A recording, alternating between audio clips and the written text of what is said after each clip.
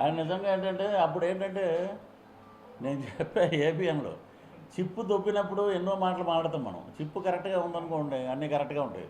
బాబు నువ్వు ఇలా మాట్లాడు అని అంటే అలా మాట్లాడాలి. అక్కడ ఉన్న కొంతమంది వ్యక్తులు ఉన్నారు, మనం పేర్లు అనవసరం చెప్పడం.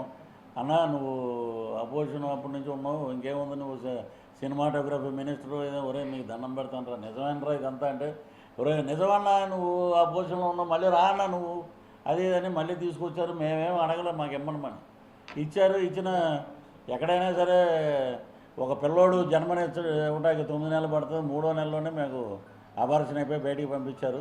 సరే మేము మాట్లాడిందే కరెక్టేనంటే అసలు ఆ అమ్మాయి ఎవరితోటి ఈయన మాట్లాడాడు? ఇక్కడ సంజన సుకన్య అని ఇద్దరు ఉన్నారు. ఏం చేస్తావు, అన్నం పెడతావు, ఏదో ఒకటి పెడతారులేండి, తలంటి ఏదో పెడతారులేండి అందాం. ఇవన్నీ క్లియరు. ఆడు జిప్పిప్పు చూపించాడు. పోర్న్ సెక్స్లో వరల్డ్లో 3rd ప్లేస్లో ఉంది 10 రోజులు. వీళ్ళు పార్లమెంట్లో ఉన్నవాళ్ళు అన్నమాట. గోరెంట్ల మాధవ్ గారు, ఆయన ఎక్కడ కనపట్లేదు.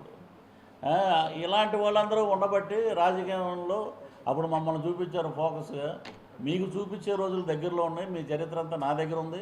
లోకేష్ బాబు దగ్గర ఉన్న ఒక డైరీ, రెడ్ డైరీ, నేను మొన్న కూడా ఒక మీటింగ్లో చెప్పా, పిఆర్ డైరీ అని ఉంది, పృథ్వీరాజ్ డైరీ. శ్రీకాకుళం నుంచి శ్రీకాళహస్తి వరకు మేము ప్రచారం చేసాం.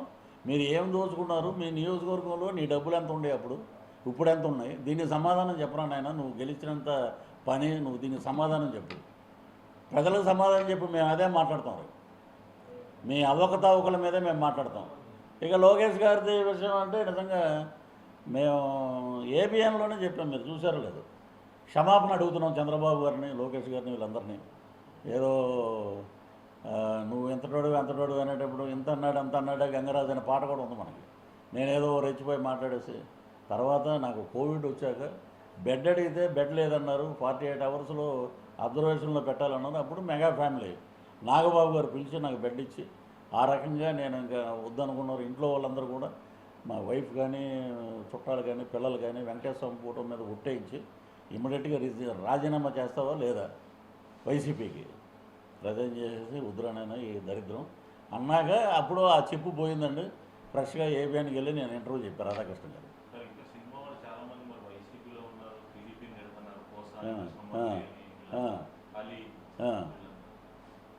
పోసాని గురించి మీకు తెలియదు ఏముంది. ఇంకా పోసాని కృష్ణమూర్తి సినిమా వాళ్ళు ఎవ్వరూ లేరు, వాళ్ళిద్దరే ఉన్నారు అక్కడ.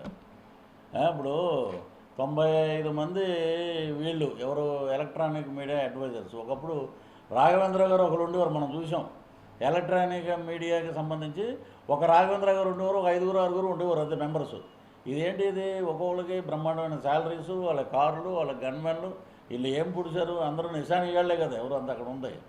ఓ గట్టిగా మాట్లాడితే ఏదనంటే మేము సిద్ధం, దేనికి సిద్ధం, ఓడిపోవటం సిద్ధం. ఇప్పుడు కేఏ పాల్దే నిన్న చూశాను నేను, మా ఓటు చూపించాడు నిన్న. వైట్ హౌస్ ఎదురుగుండా పెడితే కేఏ పాల్ గారు ఎంత ఘన చరిత్ర కలిగినోడు.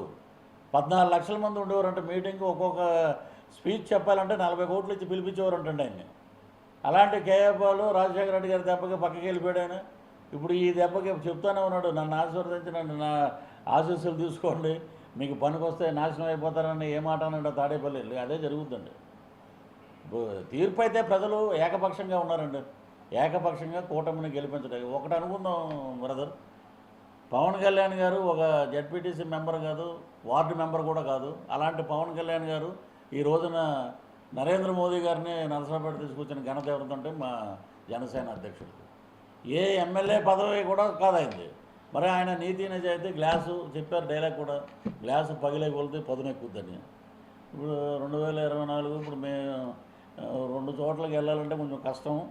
అయినా సరే నగిరికి వెళ్ళి మేము స్వీట్లు పంచి టపాకాయలు కాలుస్తాం. ఫస్ట్ ఓటమి అక్కడ, తర్వాత ఇక్కడ క్యాంప్ ఆఫీస్ దగ్గర బ్రహ్మాండంగా మేము తాడేపల్లి క్యాంప్ ఆఫీస్ దగ్గర ఎప్పుడైతే అక్కడ కాలుస్తాం. ఒకటేనండి, తిరుపతిలో జనం బయటకు వచ్చి, పృథ్వీ గారు మీరు ఎందుకంటే మీరు ఇబ్బంది పడుతున్నారు, మీరు ఇక్కడంతా ఉండేదంతా ఎదవలే, ఈ ఎదవల వల్లే కదా మేము తిరుమలకు కూడా వెళ్ళలేకపోతున్నాం.